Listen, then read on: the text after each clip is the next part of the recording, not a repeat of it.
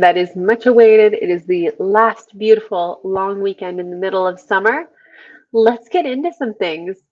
Welcome back to another episode of Sweet Talk Daily, where we dive into real, relatable conversations about health, fitness, mindset, and making your journey feel doable and meaningful, not like another thing on your to do list.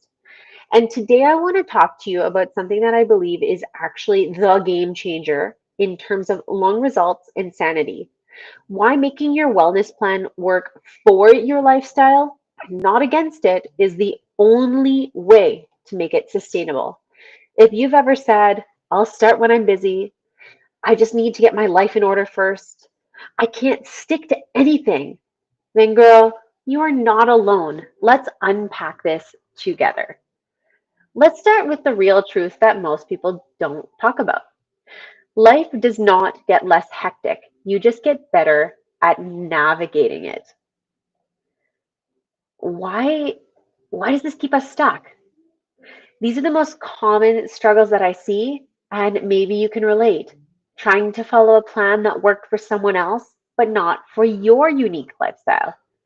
Diets that require you to cut out entire food groups, or have very low calorie content, which leaves you hungry and grumpy, which, hello, leads to a crash and a binge cycle, which is not healthy for our long term relationship with food.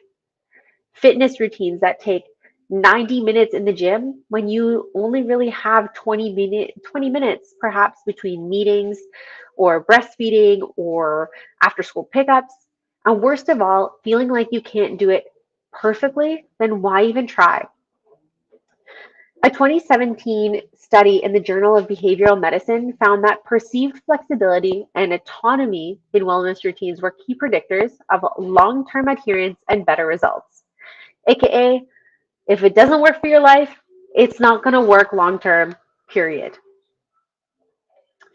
That being said, it sometimes is a little bit easier said than done whenever we're talking about things. So, what we want to do is we want to reframe the approach from restriction to richness, because behind it all comes mindset. 80% of success in wellness isn't physical, it's actually mental. We've been taught that wellness means giving up your favorite foods, or you have to earn your treats, or no pain, no gain. And nope, that's old school. What we want to do here is actually reframe things. Instead of focusing on cutting out all of these things, we want to focus on what we're adding in: more energy, more confidence, more balance, more fun meals with our family, and more strength to carry either our toddler or grandchild, or run that 5K that you never thought possible, or be able to stand up without pain. When you stop saying, I can't have that, and start asking, how can I add richness in my life today? You'll notice a major shift. So, for example, of I can't eat bread, try, I'm going to add more fiber and color to this plate to feel energized all day.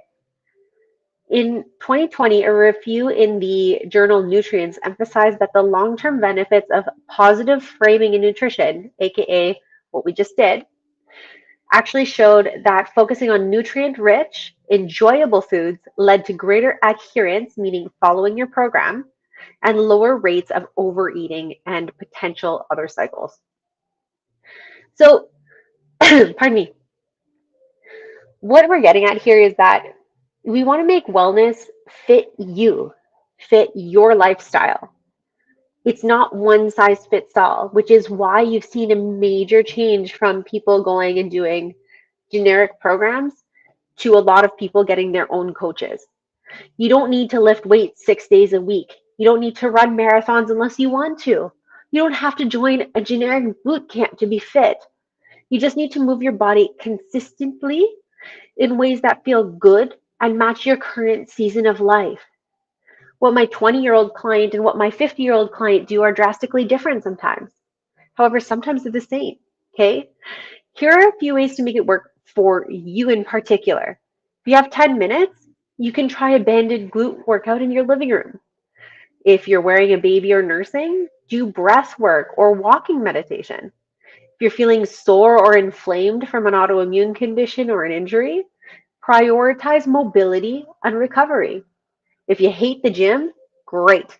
Build a home routine with some kettlebells or body weight. Wellness isn't about going hard, it's about showing up honestly.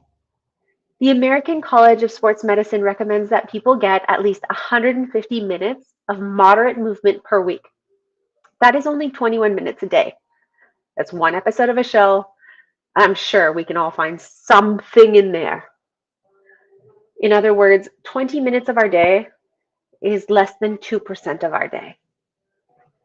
So let's bring this kind of approach all together, in all honesty. The real key to staying consistent isn't discipline or motivation or willpower, it's self respect. It's choosing to listen to your body, your needs, and your reality and still show up with love. When you build a routine around your capacity, not your fantasy version of yourself, which is great. We want that version. We want to have that in our mind, but we got to work up to her. We stay in the game a lot longer. This is where the results come in. And more importantly, this is where the peace comes in. You'll stop rebelling against your own rules. You'll stop viewing food as good or bad.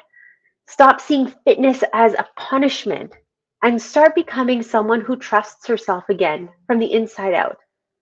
A 2021 study in Frontiers of Psychology found that people who practice self compassion and flexible routines, because life is going to make you pivot regularly, were significantly more likely to maintain healthy habits and report better mental health outcomes. So, here's what I want you to take away, sweethearts. You don't need to overhaul your life to feel better. You need to meet yourself where you're at and build from there. Okay, that's why I do consult calls with people to understand where they're coming from. And then we build you up from there. When you add focus on adding joy, flexibility, and nourishment into your routine, wellness becomes a part of who you are, not something that you've forced. So, your action step for this week is to pick one area of wellness that feels hard right now. Ask yourself, how can I make this feel easier? How can I make this fit me better? What can I add that would make this feel good and not like a punishment? Then I want you to go and do that consistently, imperfectly, and lovingly to yourself. You've got this. If you found this helpful, I want you to drop anything in the comments, tag me in your stories, or share this with a friend who just needs that reminder. Okay? Remember that this is about adding richness and beauty into your life, not punishment and self loathing. We want to see you shine. We want to see you do well. We want to see you have energy for the beautiful people in your life and for yourself. Have a kick ass rest of your